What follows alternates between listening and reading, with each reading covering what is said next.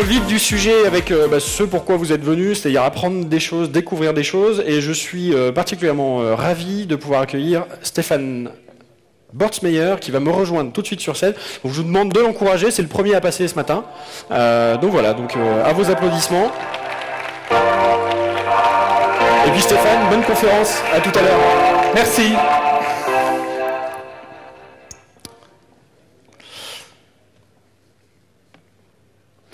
Et c'est parti.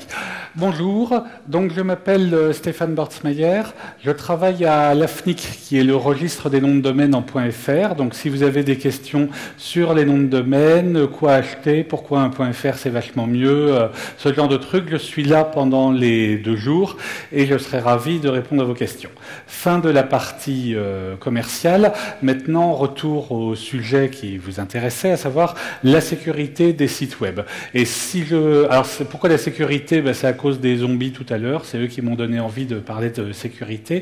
Non, en fait, c'est parce que mon expérience avec les gens du web, c'est qu'aujourd'hui, il y a un certain nombre de choses qui sont bien passées dans la sécurité des sites web, comme le fait, par exemple, qu'il faut mettre à jour son Drupal, son WordPress, son Typo 3, sinon ils vont se faire facilement pirater. Ça, c'est passé... Alors, au moins, c'est passé parmi les gens sérieux qui se font attention. C'est pas passé vraiment complètement chez tous les gens qui s'occupent de sites web, sinon on n'aurait plus de piratage. Mais enfin, c'est quand même connu au moins des gens qui viennent aux conférences, qui se tiennent au courant. Par contre, il y a un certain nombre d'autres choses en sécurité qui ne sont pas complètement passées. Et c'est de ça un peu dont je voudrais parler, des choses que vous ne connaissez pas forcément sur la sécurité des sites web, même si vous prenez les choses au sérieux. Voilà, donc un exemple typique de problème de sécurité du site web, c'est vous arrivez au bureau le matin, vous dites tiens au fait le site web du client qu'on a lancé hier, tout se passe bien, et là vous avez des zombies, non, en fait non, vous avez ça. Vous avez une jolie page comme ça en fond noir, avec des textes menaçants, d'une orthographe approximative. Alors ça c'est un cas réel, c'est le piratage de l'éditeur c'est le piratage du site web de Quai des Bulles, du festival de BD Quai des Bulles. Il y a quelques mois, il s'est fait pirater dans le contexte de la publication d'un bouquin sur le roi du Maroc qui a fait des histoires. Le texte complet, je vous le refais pas, mais le texte complet explique que c'est très mal de dire du mal du roi du Maroc. Ça n'a rien à voir avec Quai des Bulles. Hein. Le festival de BD était complètement indépendant de cette affaire, mais il y a un certain nombre de sites web français qui se sont fait pirater, ce qu'on appelle défigurer, c'est-à-dire la page d'accueil remplacée par un message plus ou moins approximatif.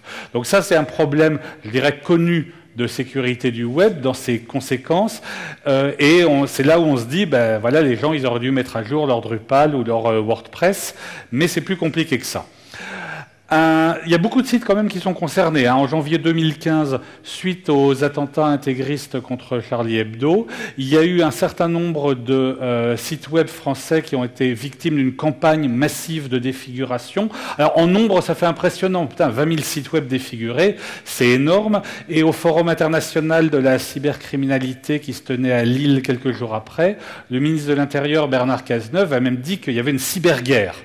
Alors heureusement, il n'y avait pas de cybermort, mais bon, derrière le côté exagérateur des hommes politiques, ça, 20 000, c'est pas énorme en fait, parce que il y a bien plus de 20 000 sites web avec un WordPress pas mis à jour et qui sont piratables de manière automatisable. C'est-à-dire, c'est impressionnant comme chiffre si on se dit, tiens, il y a un type qui a fait 20 000 sites web comme ça, un par un. En fait, ce genre d'attaque est automatisable, et quand il y a une campagne massive visant un pays ou un courant politique ou un truc comme ça, ça peut faire beaucoup de sites web d'un coup.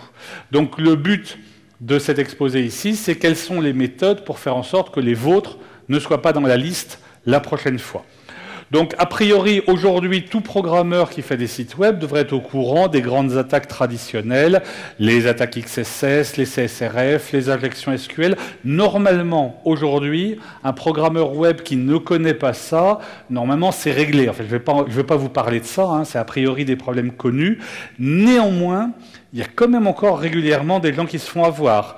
Le web, c'est un sujet compliqué. Il y a beaucoup de gens en fait qui développent des sites web, des gens qui ne sont pas forcément très au courant ou qui savent pas ce qui se fait, qui connaissent pas les bonnes pratiques. Et donc, régulièrement, on a encore des gens qui se font avoir. Un exemple ici, sur un site web d'information, c'est Coassi, une agence d'information en Côte d'Ivoire qui couvre notamment l'Afrique francophone.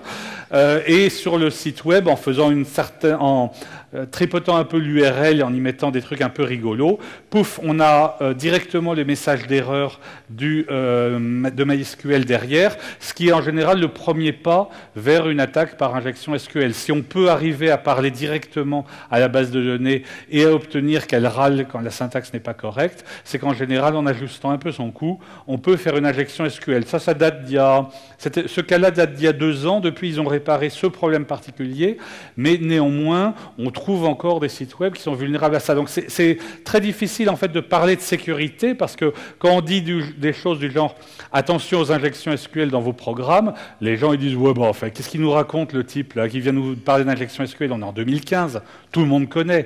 C'est archi classique, ça se fait plus depuis longtemps.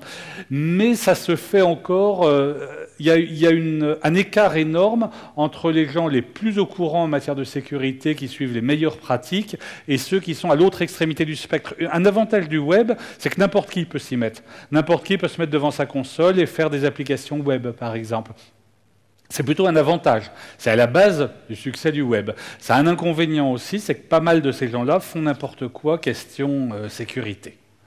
Donc les bonnes pratiques pour empêcher ça sont connues. Par exemple, si vous ne développez pas le CMS vous-même, si c'est un truc que vous utilisez, il faut le mettre à jour, mais tout le monde ne le fait pas. Et notamment, quand on est dans un système où il y a plusieurs acteurs, par exemple un client, comme le festival de BD Quai des Bulles qu'on avait cité au début, une web agency, peut-être une sous-traitance en cascade.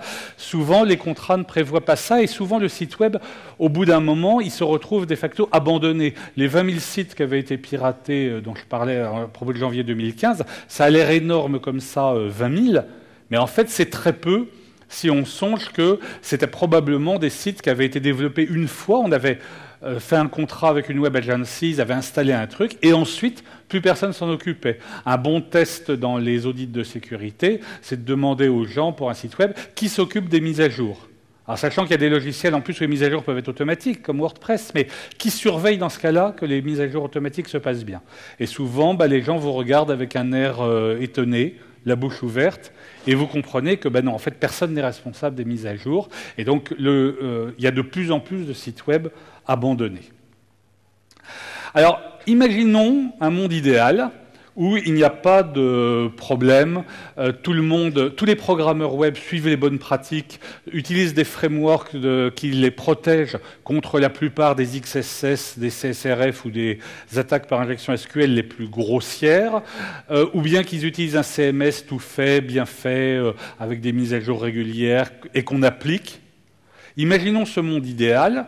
Est-ce que ça veut dire qu'à partir de là, on est en sécurité? Alors déjà, on n'est pas dans ce monde idéal. Les exemples que j'ai mis avant montrent qu'on a des problèmes actuellement avec le web tel qu'il est actuellement. Il y a un gros enjeu pour la sécurité du web.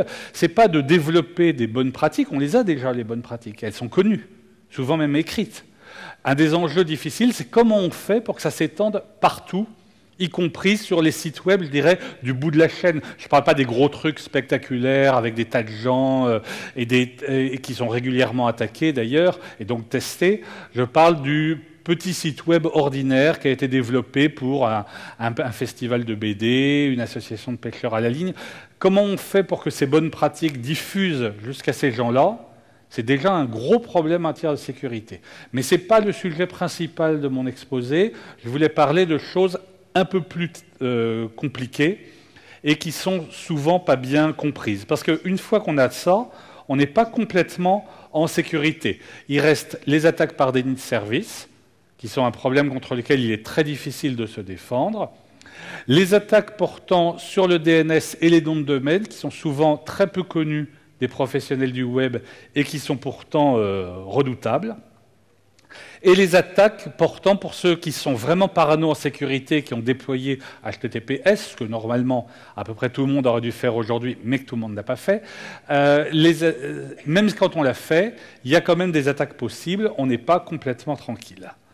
Alors, le public qui est visé pour cet exposé, c'est les gens qui sont responsables d'un site web. Responsables au sens où qui doivent agir quand il y a un problème. Si on leur dit « Tiens, c'est marrant, le site web a été défiguré, maintenant il y a un message qui promet la guerre sainte c'est eux qui vont devoir agir, mais c'est eux aussi qui vont devoir agir en amont. C'est-à-dire qu'ils vont devoir se dire « Est-ce que ça marche bien, finalement? Est-ce que c'est sécurisé? Est-ce que ça suit les bonnes pratiques? Est-ce qu'il y a des failles possibles ?» C'est ça la sécurité, c'est une mentalité où on se demande à l'avance où sont mes vulnérabilités, lesquelles je peux fermer de manière raisonnable, c'est-à-dire à des coûts raisonnables.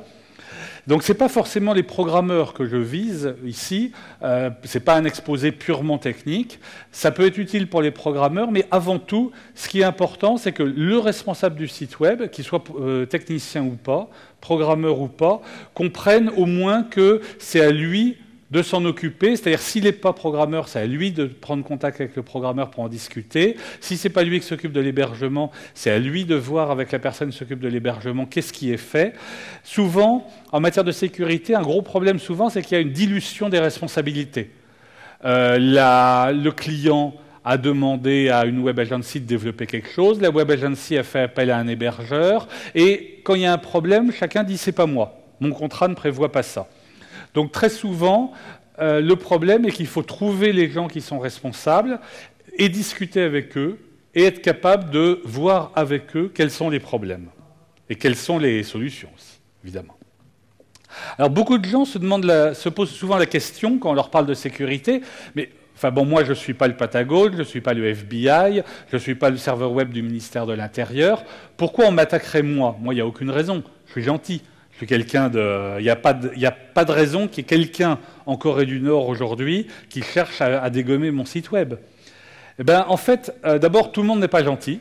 Il y a aussi des gens qui hébergent les sites web délicats ou sensibles. Par exemple, si vous hébergez ou si vous réalisez des sites web, si vous êtes responsable d'un site web pour un organe de presse, très souvent, ils sont victimes d'attaques parce que ça serait intéressant, quand on a un message à faire passer, de le faire relayer par un site de médias.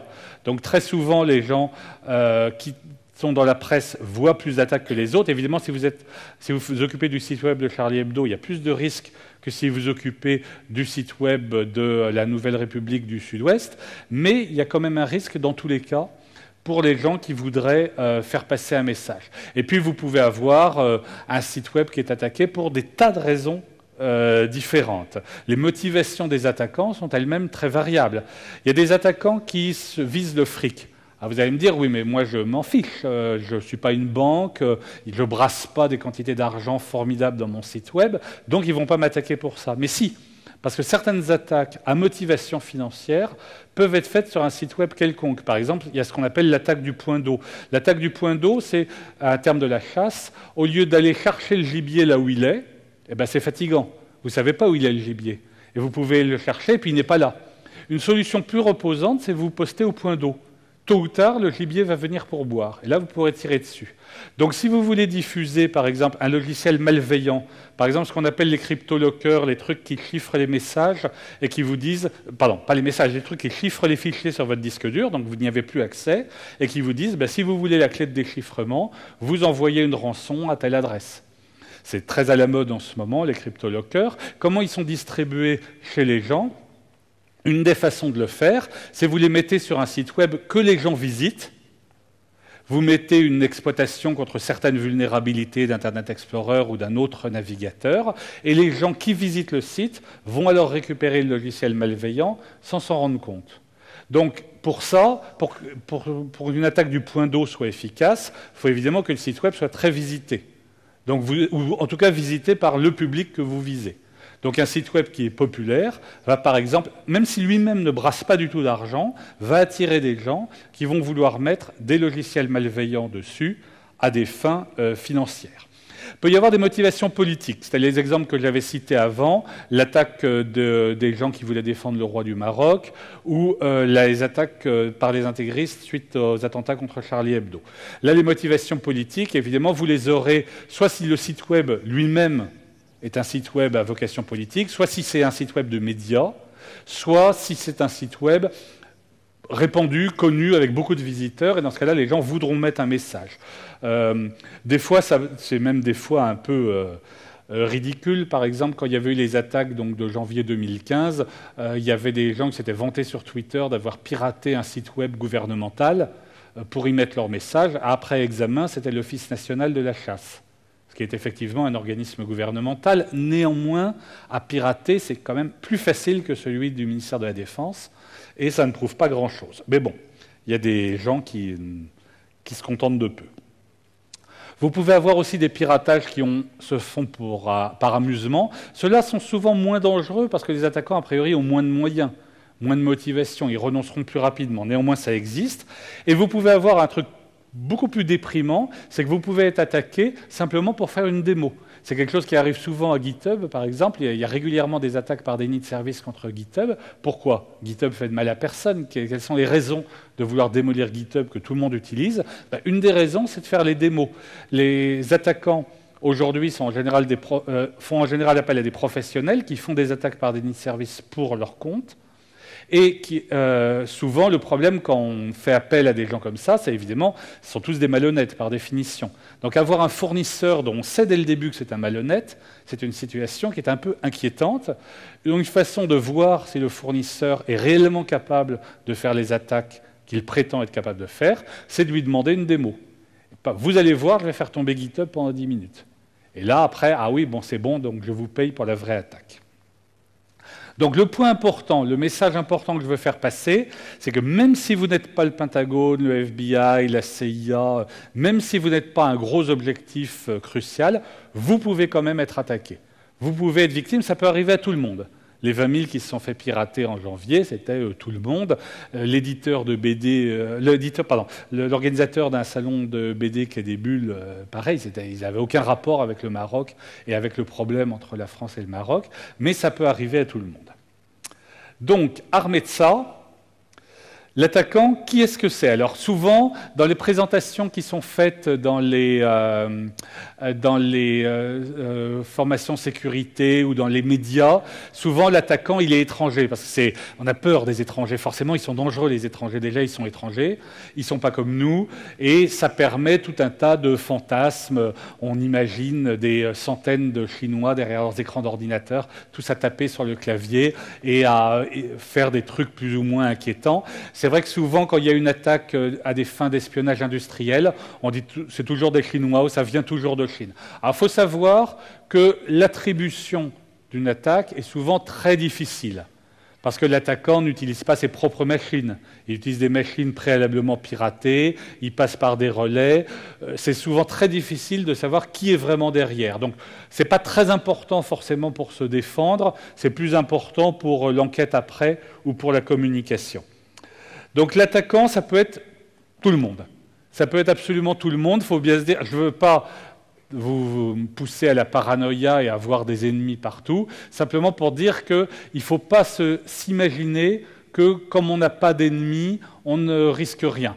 Des tas de gens peuvent vous attaquer pour des tas de raisons. Et donc en sécurité, c'est une bonne idée d'être paranoïaque, ça fait partie des compétences professionnelles pour les gens qui font de la sécurité, être raisonnablement paranoïaque et de voir des attaquants un peu partout. Alors pourquoi est-ce que la sécurité c'est si difficile ? Pourquoi est-ce qu'on a encore des tas de sites web qui se font pirater ? Pourquoi on a encore des tas de problèmes ? Pourquoi globalement l'état de la sécurité informatique n'est pas très satisfaisant ? Au même forum international sur la cybersécurité à Lille en janvier 2015, le thème des discussions, c'était « Est-ce que la sécurité informatique est un échec ?»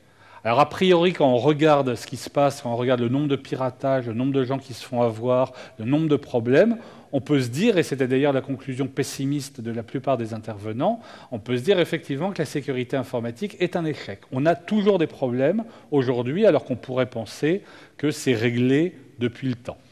Mais en fait, c'est parce que la sécurité, c'est difficile. D'abord parce que nos intuitions, notre façon d'aborder la sécurité a été élaborée au cours de millions d'années d'évolution pour un environnement très différent, un environnement qui ressemble à celui qu'il y a là sur l'écran. Nous autres, Homo sapiens, on est l'héritier de millions d'années à faire face à un certain nombre de dangers, et ces dangers ne sont pas ceux qu'on a aujourd'hui. On a aujourd'hui à faire face à des dangers complètement différents, mais c'est apparu finalement il y a très peu de temps. Les dangers du monde moderne, pas seulement ceux de l'informatique, mais des dangers comme ceux liés à la circulation automobile par exemple, sont des dangers assez récents, et donc nos instincts, nos réactions immédiates, notre façon d'aborder les problèmes ne sont pas forcément adaptés à cet environnement. Un psychologue m'avait expliqué une fois, par exemple, que l'une des raisons pour lesquelles les ados mettaient plein d'informations très privées sur Facebook, des trucs dont ils ne voudraient pas que ça circule trop, mais c'est que quand ils font ça, ils ne voient pas ils ne voient pas le data center de Facebook, ils ne voient pas les milliers de disques durs accessibles de tout l'Internet, ils sont dans leur chambre. Et notre intuition de la sécurité est celle d'un individu physique dans le monde physique, et on juge la sécurité en fonction de l'endroit où on se trouve notre corps actuellement. Si on est dans la savane, en plein air, c'est dangereux. Si on est dans la grotte, au milieu des autres membres de la tribu, on est en sécurité et on peut baisser sa garde. Quand l'ado est dans sa chambre, il est dans sa grotte en sécurité, il baisse sa garde. Et le psychologue suggérait des mesures de sécurité pour éviter les fuites d'informations très personnelles, comme par exemple que sur les sites web publics ou les réseaux sociaux comme Facebook, les haut-parleurs du PC diffusent des bruits de foule comme ce qu'on a dans la rue ou dans une gare, de manière à ce qu'intuitivement, on réagisse en se disant « je suis actuellement en train de faire un truc en public ». Et donc, je dois faire un peu plus gaffe à ce que je raconte. Ça, c'est un bon exemple du choc qu'il y a entre nos intuitions de sécurité, entre nos instincts de sécurité et la réalité de l'Internet d'aujourd'hui. Le monde de l'Internet aujourd'hui est très différent de la savane africaine où nos ancêtres ont grandi. Et donc, il est nécessaire, on ne peut plus compter sur nos instincts, on ne peut plus compter sur nos réflexes, il est nécessaire d'avoir une approche plus intellectuelle. Et puis l'autre problème aussi qui fait que la sécurité, c'est pas facile, c'est qu'il y a beaucoup de gens qui racontent n'importe quoi. Alors là, c'est impressionnant, quand on regarde les forums et quand on voit les gens discuter de sécurité informatique et de sécurité du web, par exemple, il y a toujours un Jean-Kévin sur n'importe quel forum pour pontifier, pour raconter n'importe quoi, pour dire « ouais, on sait bien qu'il ne faut pas utiliser HTTPS parce que RSA est cassé par la NSA » ou bien « oui, mais de toute façon, il n'y a pas de problème, si on utilise WordPress, il se met à jour automatiquement » ou alors des trucs du genre « ah non, moi de toute façon, je fais tous mes sites web en PHP à la main, comme ça, il n'y a pas de faille de sécurité », ce genre de choses. Ce genre de choses, on en a partout, tout le temps, et pour les gens qui ne sont pas eux-mêmes professionnels de sécurité, c'est souvent très difficile de s'y retrouver. Parce que si on aborde la sécurité informatique en posant une question à Google et en lisant les 3 premiers liens qu'il trouve Google, on est mal parti. On va tomber essentiellement sur des forums où des ignorants aident des ignorants. Ce qui est sympa, mais ce qui ne fait pas tellement progresser les choses. Et donc, en plus, si même, dans le meilleur des cas, les gens qui lisent tous ces forums vont en tirer la conclusion que c'est compliqué. Et c'est vrai que c'est compliqué. Mais ils ne vont pas en tirer forcément des conclusions plus opérationnelles. Et puis un autre dernier problème avec la sécurité, c'est que la sécurité ne se voit pas. Vous ne voyez pas si c'est bien fait ou mal fait. C'est une grosse différence avec, je ne sais pas, un truc compliqué, CSS. Allez, CSS, c'est compliqué. Les gens qui savent faire du CSS, qui savent bien en faire, ne sont pas très nombreux. Mais d'un autre côté, évaluer si le CSS fonctionne, ça c'est facile. Personnellement, je suis incapable de faire des trucs en CSS, à part des trucs vraiment les plus triviaux, comme de mettre le fond en blanc ou en rouge. Mes compétences en CSS ne vont pas plus loin que ça. Par contre, je peux voir si ça marche bien. Je peux regarder les sites web des autres et voir s'ils ont bien fait leur CSS. Si un type me dit « moi je suis un dieu de CSS, je sais faire des trucs extraordinaires, du centrage vertical, des trucs comme ça », je peux regarder son site web et dire « ah ouais, ça marche ». Très fort. Donc même si je ne suis pas compétent dans le domaine, je peux juger les gens qui se prétendent compétents dans le domaine. En sécurité, ce n'est pas le cas. Si quelqu'un vous dit « j'ai sécurisé le site web, maintenant c'est parfait, même les pirates chinois ils ne peuvent rien faire », vous ne pouvez pas évaluer. Vous ne pouvez pas voir si c'est bien fait. Et ça, c'est un problème très fréquent en sécurité. Vous êtes, par exemple, le client, vous avez un sous-traitant, le sous-traitant vous dit qu'il a tout sécurisé, vous lui dites « oui, mais quand même, je suis inquiet, il y a des données personnelles qui sont récoltées sur le site ». Ne vous inquiétez pas, c'est sécurisé, on a tout crypté en AES 256 bits, par exemple, des trucs comme ça qui impressionnent, qui font « waouh ». On se dit « oh, drôlement fort, le type. Et en général, ça ne va pas plus loin que ça, et on n'a pas d'informations qui permettent de voir si c'est vraiment sécurisé. En général, quand quelqu'un vous assure d'un ton très ferme « ne vous inquiétez pas, c'est sécurisé », là, vous pouvez commencer à vous inquiéter. Donc, les 3 attaques dont j'avais parlé au début et qui sont souvent pas sur l'agenda des gens qui sont responsables des sites web. Premièrement, les attaques par déni de service. Donc une attaque par déni de service, c'est une attaque où l'attaquant ne va pas essayer de prendre le contrôle de votre site web, il ne va pas essayer de copier vos données, il va essayer d'empêcher le fonctionnement du site web. Ça peut être fait brutalement, ce qu'on appelle les attaques volumétriques, on envoie simplement le maximum de requêtes possible. Ou ça peut être fait en exploitant une faille qui va permettre de planter un site avec relativement peu de requêtes. Alors ça, c'est un peu la plaie du web. Voilà un exemple réel, parce que ça a empêché mon blog de fonctionner. Alors là, j'étais très énervé. Le plus énervant, surtout, c'est que je n'étais pas la victime.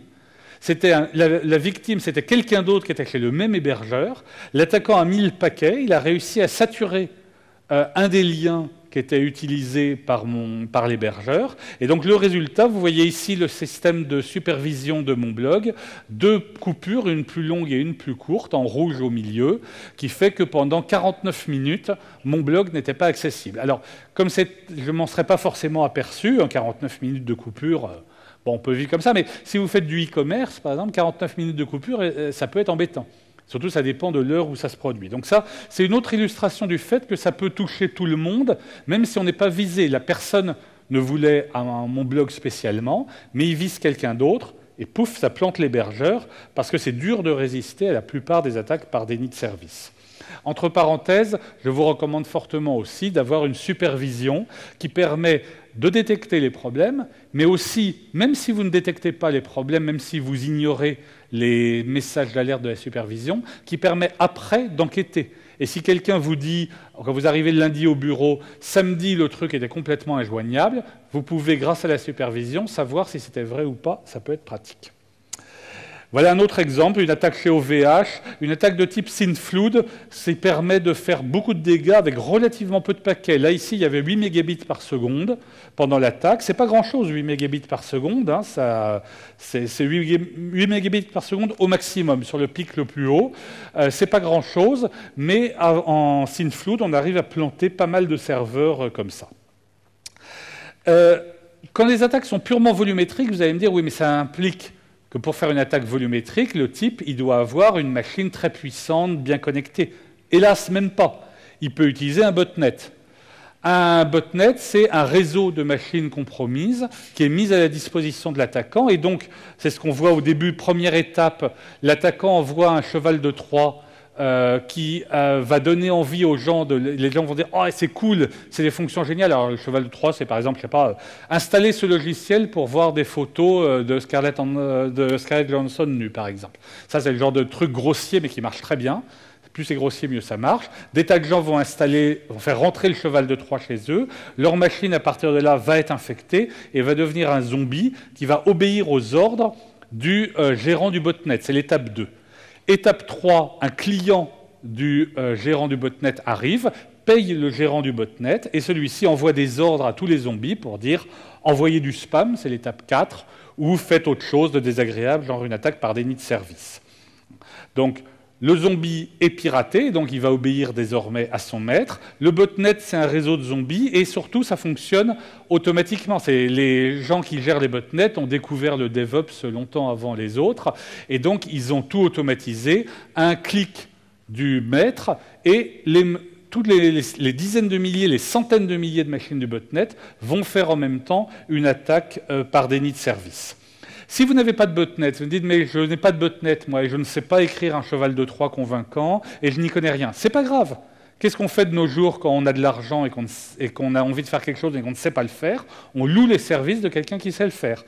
Ce qu'on appelle souvent le CAS, Crime as a Service. D'ailleurs, vous louez un botnet. C'est pour ça que beaucoup d'attaques par déni de service durent une période qui est un chiffre rond. Par exemple, pile 1 heure. L'attaque a duré pile 1 heure. Vous dites « mais pourquoi il a renoncé au bout d'1 heure ?» Pourquoi 1 heure? Simplement parce qu'il louait le service d'un botnet et on les paye à l'heure. Alors, qu'est-ce qu'on fait contre une attaque DOS? En général, DOS Denial of Service, par déni de service, en général, vous, responsable ordinaire d'un site web, vous n'avez que des moyens limités. Parce que souvent, quand l'attaque atteint votre machine, c'est déjà trop tard. Les liens, par exemple, de l'hébergeur ont pu être saturés. Donc le problème relève plutôt de votre hébergeur, opérateur. Donc c'est avec eux qu'il faut discuter, et de préférence discuter préventivement. Ça fait partie des choses que vous pouvez voir quand vous choisissez un nouvel hébergeur. Vous pouvez lui demander quelles sont les méthodes que vous déployez contre les attaques par déni de service. Qu'est-ce que vous faites pour empêcher ça? Alors ils ont des possibilités. Par exemple, ils peuvent avoir des tuyaux très gros, de manière à décourager la plupart des attaquants. Ils peuvent avoir des routeurs d'entrée qui sont capables de laisser tomber les paquets de l'attaque et pas les autres. Alors c'est non trivial, parce qu'il faut faire ça très vite. Dans une attaque par déni de service, il y a beaucoup de paquets, et les routeurs ne sont pas forcément capables de classifier assez vite, d'autant plus que l'attaque, si elle est bien faite, elle ne va pas être facile à classifier, c'est-à-dire que les paquets de l'attaque ressembleront à des vrais. Donc souvent, c'est un problème non trivial. Et l'autre solution, la plus chère, c'est vous détourner le trafic vers un mercenaire spécialisé. Il y a des boîtes qui font ça, qui gagnent leur vie comme ça, qui reçoivent le trafic des gens pendant une attaque par déni de service, le traitent avec du matériel spécialement perfectionné, et donc font la guerre à votre place. La définition même d'un mercenaire. Si l'attaque donc vise la capacité réseau, c'est-à-dire si l'attaquant envoie tellement de données que ça sature les liens réseau, comme je l'ai dit, vous ne pouvez pas faire grand-chose. Quand ça arrive sur votre machine, c'est trop tard. Si par contre l'attaque vise spécialement, le service web vise à épuiser le serveur web par des requêtes coûteuses, alors là, les gens qui gèrent Apache, par exemple, savent qu'il y a des modules très pratiques comme mode évasive et mode security qui règlent pas mal de problèmes. Moi, personnellement, j'aurais tendance à dire qu'une solution quand même qui est rarement explorée, qui vaut la peine, c'est quand même de faire un meilleur code. Il n'est pas normal que 5 requêtes HTTP écroulent un site web. Or, il y en a comme ça. Souvenez-vous de France.fr, par exemple. Ce n'est pas normal que pour afficher une page web, il faille dérouler 10 000 lignes de code PHP ou Java. On pourrait peut-être faire un code qui soit un peu plus résistant aux attaques par déni de service. Ça, c'est du travail pour les programmeurs. D'autant plus que, souvent, il y a beaucoup de sites web qui n'ont même pas besoin d'une attaque. Attaque, ça laisse entendre qu'il y a un méchant qui délibérément essaye de vous planter.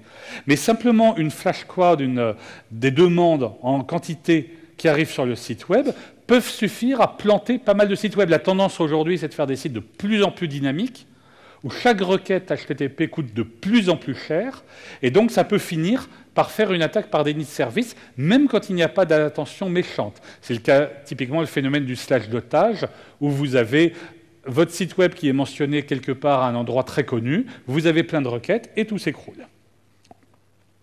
Le truc qui est souvent oublié par les webmestres, dans ce genre de cas, c'est simplement d'avoir un cliché, une copie statique du site, qu'on peut garder et qui peut servir notamment quand on sait par exemple qu'on va faire une conférence de presse. Le marketing va faire une conférence de presse. Ça va être lancé, ça va être un grand succès, des tas de gens vont s'y connecter. C'est les moments où ça vaut la peine, même si la gestion du site web est dynamique, d'en faire une version statique avec un outil comme httrack. Évidemment, il faut avoir testé à l'avance pour vérifier que tout marchait. À l'avance. Ça, c'est le genre de truc qui me manque le plus en sécurité, c'est les préparatifs. Le faire à l'avance. Alors, les attaques par déni de service, je ne suis pas le premier à en parler de loin. Par contre, il y a une seconde catégorie d'attaques qui est souvent complètement oubliée par les webmestres et qui est importante. Et comme en plus c'est mon boulot, ça tombe bien, je connais. C'est tout ce qui concerne le DNS. J'ai un site web, w3.jesuileplusbeau.exemple, et je voudrais évidemment que quand les gens utilisent cette URL dans leur navigateur, ça mène à mon site. Sauf que souvent, pour faire ça, ça dépend du DNS, c'est-à-dire ça dépend du système qui va faire la correspondance entre le nom et les informations techniques comme l'adresse IP. Et ce système-là a lui-même ses propres failles, d'autant plus qu'il est souvent mal compris, souvent oublié. Par exemple, un des trucs où ça se voit, c'est sur les budgets. Vous pouvez avoir, par exemple, un cas réel, une grande banque française, qui a son site web réparti sur 3 data centers différents pour empêcher qu'une panne d'un des data centers ne plante complètement le site web. Mais les serveurs DNS qui mènent à ce domaine ne sont que 2, tous les 2 dans le même data center, dans la même armoire, connectés au même bandeau électrique. Donc en cas de plantage, et ça s'est produit en juillet 2011, en cas de plantage, même si le site web continue à fonctionner, sans DNS pour aiguiller vers le site web, on est fichu. Donc, Il y a aussi les risques, il y a des risques liés au DNS, il y a aussi des risques liés au mécanisme d'enregistrement. Donc pour avoir un nom de domaine, vous contactez la méthode la plus typique, vous passez par un bureau d'enregistrement qui à son tour va transmettre au registre des noms de domaine, qui va publier dans le DNS. Et il y a tout un tas de risques qui sont liés à ça. Le grand classique, c'est vous oubliez de payer et tout à coup le domaine disparaît, voire est repris par quelqu'un d'autre. Ou bien l'enregistrement a été fait par une personne, le stagiaire qui s'en occupait à ce moment-là, depuis il est parti.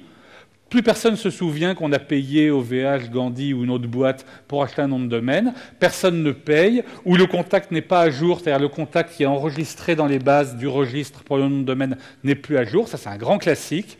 Donc les messages de relance sont ignorés, puisqu'ils sont envoyés à la boîte aux lettres du stagiaire qui n'est plus relevé depuis son départ. Et ça, des sites à très fort profil se sont fait avoir. C'est arrivé à des sites gouvernementaux, à des sites de e-commerce. On se dit, non mais ce genre de truc, c'est des bêtises.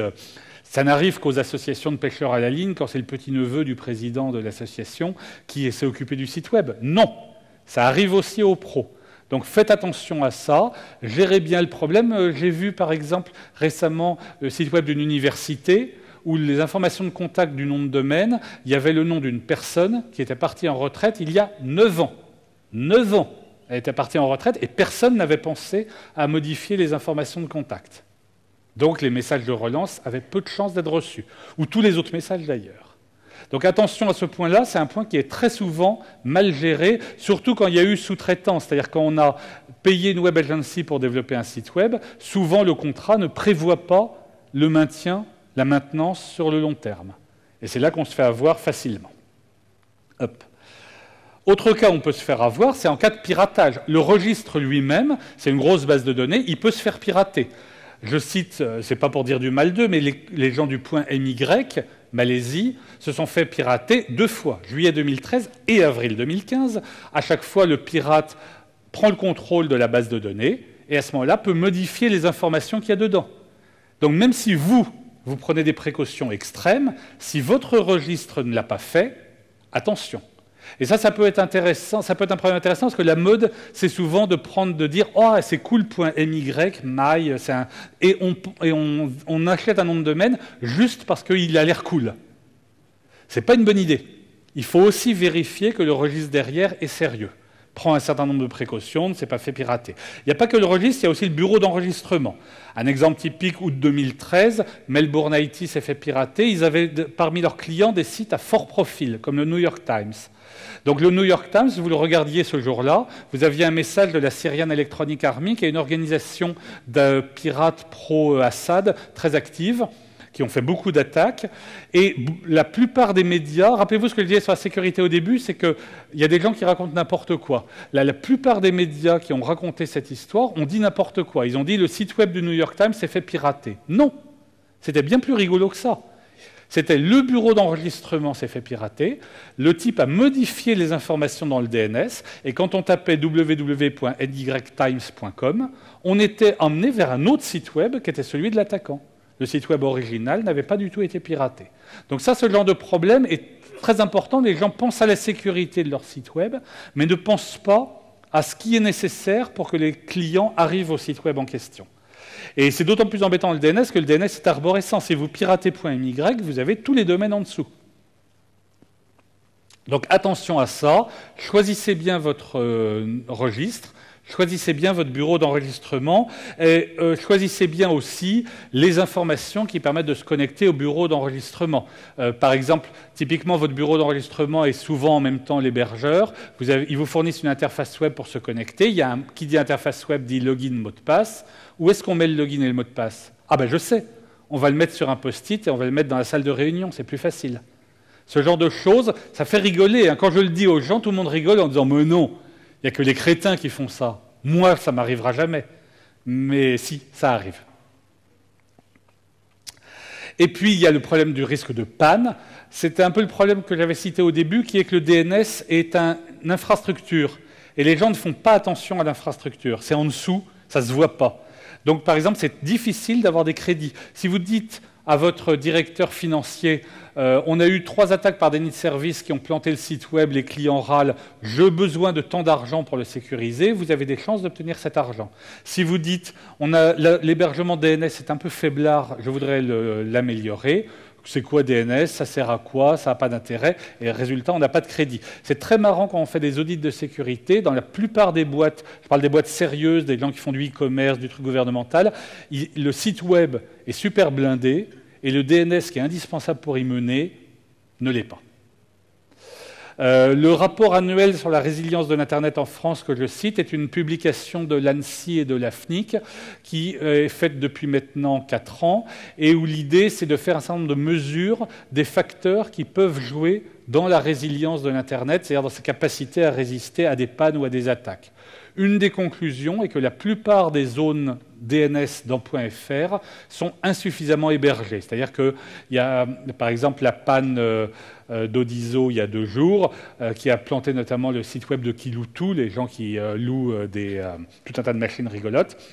Ils n'ont que 2 serveurs de nom, ce qui n'est pas une bonne pratique. La bonne pratique, c'est au moins 3. Ils n'ont que 2 serveurs de nom. Et surtout, ce qui est plus grave, les 2 serveurs de nom, si on se fie à leur adresse IP, sont très proches l'un de l'autre, c'est-à-dire dans le même endroit, connectés par le même hébergeur. Donc une panne peut à ce moment-là tout planter. Donc ça, attention à ça. Si vous retenez qu'un truc de cet exposé, c'est en sortant d'aller regarder votre config DNS pour la vôtre, celle de vos clients, etc. Est-ce qu'elle est sérieuse? Enfin, peut-être pas juste en sortant, parce qu'il y a plein d'autres confs intéressantes à Blade Web Mix, mais dès vendredi, quand c'est terminé. Et puis, il y a des attaques plus techniques aussi. Notamment, il faut savoir, je ne vais pas insister là-dessus parce que ce n'est pas un exposé technique, mais il faut savoir qu'il existe des techniques qui permettent de mettre des fausses informations dans les résolveurs DNS des fournisseurs d'accès Internet. Donc, même si le registre et le bureau d'enregistrement n'ont pas été piratés et sont intacts, l'attaquant peut tromper le résolveur DNS du fournisseur d'accès et à partir de là, tous les clients de ce fournisseur d'accès vont être entraînés vers un mauvais serveur. Il y a une technique pour empêcher ça qui s'appelle DNSSEC, qui consiste à faire une signature cryptographique des enregistrements. Cette technique est déployée depuis maintenant des années. .fr, par exemple, est signé depuis 2010. C'est vieux. Mais on constate que peu de résolveurs DNS valident, donc vérifient ces informations, et que peu de domaines importants sont signés. Donc c'est malheureusement un problème qu'on a actuellement. Même les gens qui se prétendent dépenser beaucoup d'argent en sécurité, faire attention, souvent n'utilisent pas DNSSEC. Alors ça, si vous n'êtes pas vous-même technicien, ce n'est pas à vous de le faire, c'est compliqué, enfin, il faut le faire ça soigneusement, il faut en parler à votre service informatique. Dernier point qui est souvent oublié, c'est HTTPS. Alors ça, c'est pour les paranos qui se disent « moi, justement, je suis soucieux de sécurité ». J'ai déployé HTTPS partout et j'ai un petit cadenas et puis une barre verte par-dessus. Je suis en sécurité. Ou pas. Ah. Bon, alors je ne parle même pas des organisations comme la NSA qui sont capables de craquer dans une certaine mesure un certain nombre de protections. Si votre ennemi, de toute façon, c'est la NSA, vous êtes déjà mal parti. Mais je parle d'attaques plus raisonnables. Qu'est-ce que ça garantit, HTTPS, à part afficher un petit cadenas? Ça fait quoi? Ça garantit normalement que je parle bien au site qui est indiqué dans la barre d'adresse. Alors déjà, on est mal parti. La plupart des gens ne vérifient pas ce qu'il y a dans la barre d'adresse. Donc HTTPS ne sert à rien parce qu'il dit juste « vous êtes bien sur ce site-là ». Mais si ce site-là est un site mensonger ou pirate, ça ne va pas vous arranger vos affaires. Et ça garantit qu'il n'y a pas de méchants qui écoutent sur le trajet puisque tout est chiffré. Pour ça, ça utilise ce qu'on appelle les certificats. Voilà un exemple de certificat affiché par Firefox. Ces certificats, c'est une clé cryptographique et la signature d'une autorité de certification qui dit « oui, c'est bien, en l'occurrence, c'est bien wikipedia.org ». Puisque Wikipédia est maintenant systématiquement en HTTPS. Sauf que qui fait ces vérifications? C'est ce qu'on appelle les AC, les autorités de certification. C'est qui les autorités de certification? Si un jour vous avez le temps, regardez dans votre navigateur web favori la liste des autorités de certification. Vous tomberez par terre. Il y en a plusieurs centaines, dont on se demande comment elles se sont retrouvées dans le magasin de navigateur web. Parce que, par exemple, pour Internet Explorer, la politique d'ajout ou de retrait d'autorité de certification n'a jamais été publiée. Donc on ne sait pas sur quels critères Microsoft décide qu'une autorité de certification est acceptable ou pas. Il n'y a pas de liste officielle. C'est complètement Microsoft qui décide ce qu'il va mettre. Et là, j'ai regardé dans mon Firefox. Dans mon Firefox, je trouve la première, alors c'est bien, je parle turc, Electronic Certificate, j'arrive à comprendre ce que ça veut dire. C'est une autorité de certification turque. Je rappelle que le gouvernement turc a à plusieurs reprises déployé des mesures de censure de l'Internet, allant jusqu'à injecter des fausses routes pour Google, pour que les gens qui veulent aller chez Google, notamment sur le résolveur DNS public de Google, 8888, soient amenés vers un faux résolveur qui mentait. Donc, vous les connaissez, vous leur faites confiance, je ne sais pas. Il y a aussi CNNIC dans le lot. CNNIC, c'est une agence du gouvernement chinois. C'est sûr, on peut faire confiance au gouvernement chinois, pas de problème.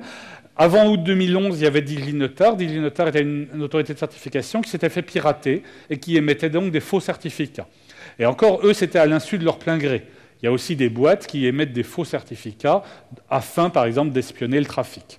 Bref, alors le point important, vous allez me dire, mais c'est pas grave, je m'en fiche. Moi, je ne suis pas client de TurkTrust, je ne suis pas client de CNNIC, ils peuvent faire toutes les turpitudes qu'ils veulent, ça ne va pas m'affecter.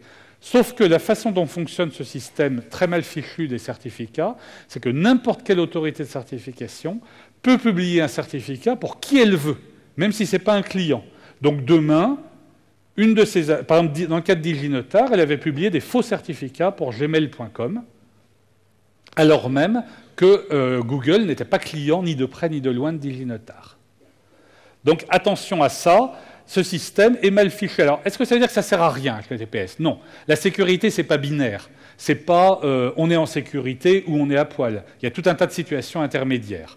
HTTPS protège très bien contre un attaquant purement passif. Si vous n'avez jamais utilisé le logiciel Fireship, je vous le recommande. C'est une extension Firefox qui capte le trafic réseau pas sécurisé, par exemple sur un Wi-Fi, genre Starbucks ou un truc comme ça, et ensuite récupère les cookies et ouvre un onglet pour chacun des sites en question et envoie le cookie et vous êtes logué sur la personne en question. Vous le faites tourner dans un Wi-Fi public, genre une gare ou un café, pendant 1 heure, et à la fin, vous avez une dizaine d'onglets, en général uniquement Facebook ou des trucs comme ça, mais des fois des banques, des choses de ce genre, c'est très rigolo.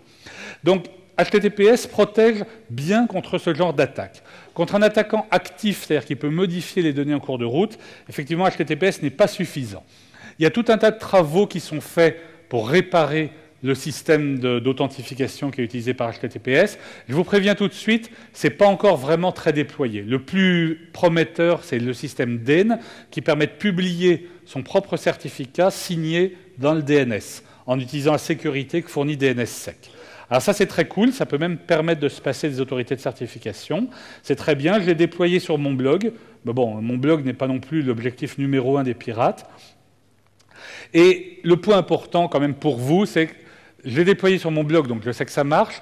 Néanmoins, pour l'instant, c'est encore rarement mis en œuvre, notamment aucun grand navigateur ne vérifie avec DEN, ce qui est bien dommage. Si vous êtes bon en programmation, voilà quelque chose qui serait intéressant d'ajouter ça. Pour l'instant, ce n'est pas le cas. Donc mon exposé ici à BlendWebMix a été mis dans la catégorie recherche. Donc là, on est dans un exemple typique où on fait de la recherche. Donc, voilà qui fait le tour des menaces de sécurité. À partir de là, une des solutions de sécurité qui est évidente, c'est celle qui est utilisée par un fameux oiseau africain. J'ai appris dans Wikipédia que l'autruche est apparue en Afrique il y a 25 millions d'années et vit toujours et n'est pas en danger d'extinction. Ça veut donc dire que leurs méthodes de sécurité ne sont pas si idiotes que ça. Et peut-être que c'est une bonne solution. C'est en tout cas le plus vieux mécanisme de sécurité du monde. À l'autre extrémité, vous avez une autre idée, c'est d'avoir la paranoïa complète. On vérifie tout, on mesure tout, on enregistre tout. Alors c'est coûteux, vous n'avez pas forcément les moyens financiers de le faire, et ce n'est pas non plus tellement satisfaisant. Si vous surveillez tout, vous ne surveillez plus rien, vous risquez de rater les trucs importants. Donc, en conclusion, le point le plus important, c'est que la sécurité n'est pas un produit, c'est un processus. Je cite Bruce Schneier, gourou sécurité connu. Ça veut donc dire que vous ne pouvez pas acheter de la sécurité comme vous achetez une botte de poireaux. C'est pourtant une attitude qui est très répandue dans le domaine de la sécurité. Par exemple, vous avez un site web, il n'est pas sécurisé, le client ou le chef s'inquiète, et vous achetez un firewall super perfectionné, il y a marqué firewall dessus, donc c'est bon. Une fois qu'il est branché, c'est parfait. Il y a même des gens qui l'achètent et qui ne le branchent pas en disant « je l'ai acheté, donc ça doit suffire ». J'avais vu ça dans des tas de boîtes. Donc ça, mauvaise réaction. Ce n'est pas juste un produit qui va vous protéger. Surtout que vous ne savez pas ce que fait le produit en question et qu'il amène ses propres vulnérabilités. Je me souviens d'une attaque par déni de service qui avait été faite contre le domaine .rs, la Serbie, il y a 2 ans. Nos collègues serbes avaient fait l'imprudence de mettre un pare-feu devant les serveurs DNS, l'erreur vraiment à ne pas faire, parce que quand il y a eu l'attaque par déni de service, c'est le pare-feu qui a planté. Alors que les serveurs DNS derrière auraient parfaitement tenu le coup. Donc, ce n'est pas un produit, c'est un processus mettant en jeu des gens intelligents, compétents, etc. Suffisamment intelligents aussi pour ne pas se fier aux religions commerciales du genre la sécurité, c'est acheter un pare-feu. Non. La plupart du temps, le pare-feu fait plus d'ennuis qu'autre chose. Et c'est les gens compétents en sécurité, c'est les gens qui sont capables justement de ne pas faire comme tout le monde. Il faut préparer et planifier à l'avance. Alors ça, c'est en général la grosse faille. On découvre la sécurité le jour où il y a une attaque. Non, il vaut mieux le faire à l'avance, faire une analyse de risque, analyser la sécurité du système, faire un audit technique, etc. Ça, c'est pas facile, parce que quand vous demandez à un développeur web « Est-ce que ton code, au moins, est bien sécurisé ?» En général, il réagit en disant « Évidemment, évidemment, je suis un bon programmeur, je ne fais pas de bug, moi. Donc, il n'y a pas de faille dans mon site. » Bon. Normalement, il ne faut pas s'arrêter là. Et puis, coordination et communication, c'est-à-dire que sur l'Internet, on n'est pas tout seul. En général, les problèmes et les solutions nécessitent d'être plusieurs. Et donc, c'est important de communiquer, ce qui veut dire, par exemple, si on a une attaque par déni de service et qu'il faut joindre son hébergeur, d'avoir le numéro de téléphone de l'hébergeur avant que l'attaque commence. Parce qu'en général, quand on fait des simulations d'attaque et des répétitions, ou quand c'est une attaque réelle, le premier truc qui manque, c'est « Ah oui, il faut l'appeler, mais c'est quoi son numéro de téléphone déjà ?» Et quand justement il y a une attaque et que les liens sont saturés, on ne peut même pas demander à Google. Donc, coordination et communication, c'est la solution à tous les problèmes. Voilà, je vous remercie de votre attention. Est-ce que vous avez des questions? Et si c'est le cas, pensez à crier très fort, parce que je ne vous vois pas avec les projecteurs. Ah, c'est mieux maintenant. Maintenant, je vous vois. Donc, si vous agitez les bras, ça devrait marcher. Vous n'êtes pas obligé de crier très fort. Merci Stéphane. Déjà, je pense qu'on peut l'applaudir.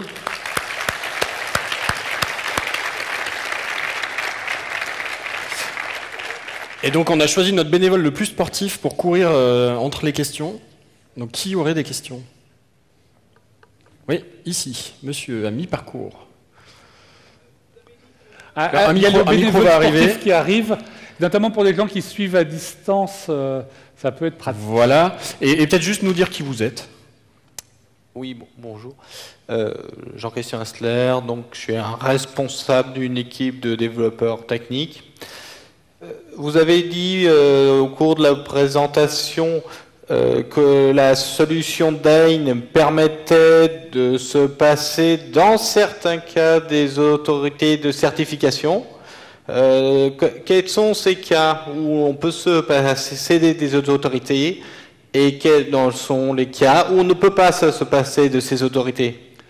C'est un choix du type qui installe Dane. C'est lui qui, au moment où il configure Dane pour son service, décide de est-ce que Dane vient en supplément des vérifications qui sont faites actuelles par le navigateur ou en remplacement.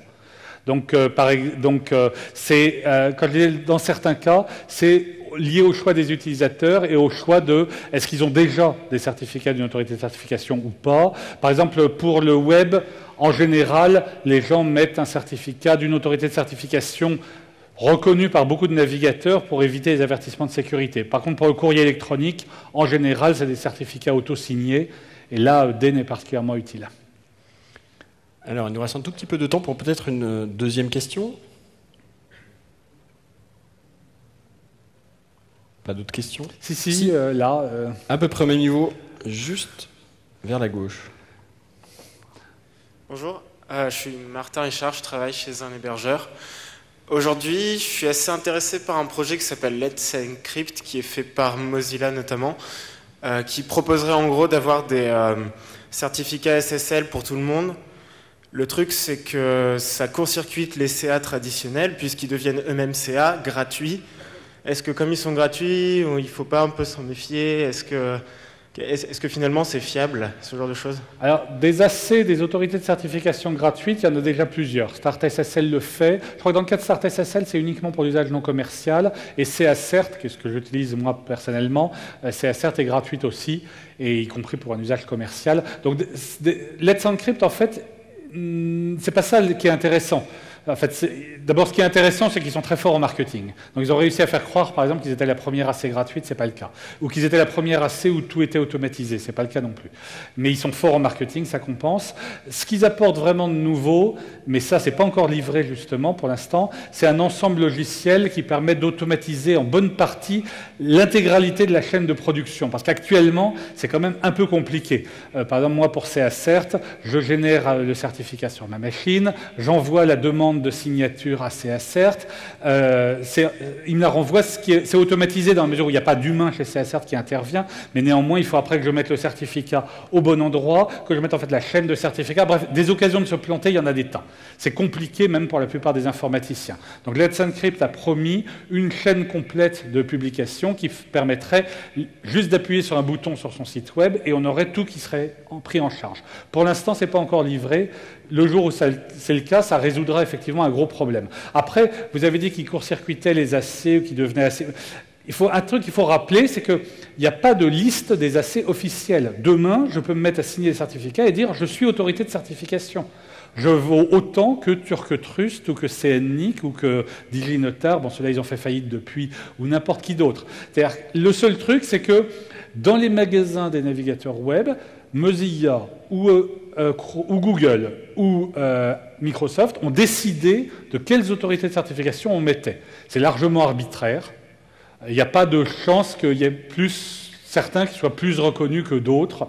CACERT, par exemple, n'est pas dans ces certificats pour des raisons purement idéologiques, parce que les hébergeurs, les auteurs des navigateurs web ne veulent pas d'une AC qui ne soit pas, qui corresponde pas à leurs critères. Donc, Let's Encrypt a plus de chances parce que ils ont décidé dès le début de jouer le jeu et de faire tout ce qu'il fallait pour être acceptés. Actuellement, leur certificat, eux, est signé par le certificat d'une AC qui est dans beaucoup de navigateurs. Donc, leurs certificats ont des chances de ne plus déclencher d'alerte de sécurité. Personnellement, je pense que DEN est une meilleure solution technique, mais aujourd'hui, pour l'instant, on est dépendant aussi des auteurs de navigateurs et de qu'est-ce qu'ils mettent dans leurs navigateurs.